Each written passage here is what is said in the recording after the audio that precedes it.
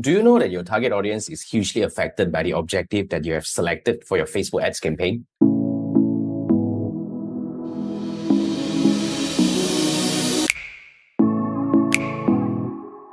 Have you ever thought of how Meta came together with all these objectives that we can select in the Ads Manager? We have got all this engagement, traffic, app installs, lead, sales. It's actually because Meta has been tracking how we interact with every piece of information when we are being presented on Facebook and Instagram, especially advertisement. So here's how it works, right?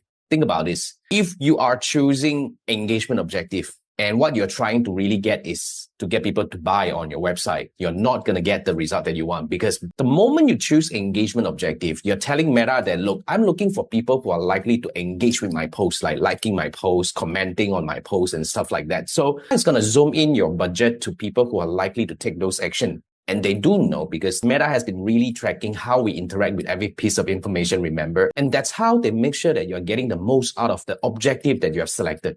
So it's very important for us to really understand, what do we want? You see, a lot of people blame Meta for not getting the result that they want. You have been getting a lot of PMs and stuff like that. You're not getting the sales that you want. That's because probably from the very beginning, you have selected the wrong objective. So here's how it works. You have two questions to ask yourself when you are choosing the Meta Ads objective. Now, the first question you need to ask yourself here is, what is your campaign goal? As in, when you're running ads on Facebook and Instagram, what are you trying to achieve? Do you want to get people to buy on your website, or you're trying to get people to engage with your posts? And you got to be really clear. You see, here's the thing. Not every goal can be achieved on Facebook or Instagram. Like, for example, buying things on website is very straightforward. But in order to get somebody to sign up to your mentorship program, for example, it's not as straightforward, especially if it's a high ticket thing. Especially if you're selling something like property, cars, financial services, investment plans, and stuff like that. So those kind of products or services that you're offering requires a process.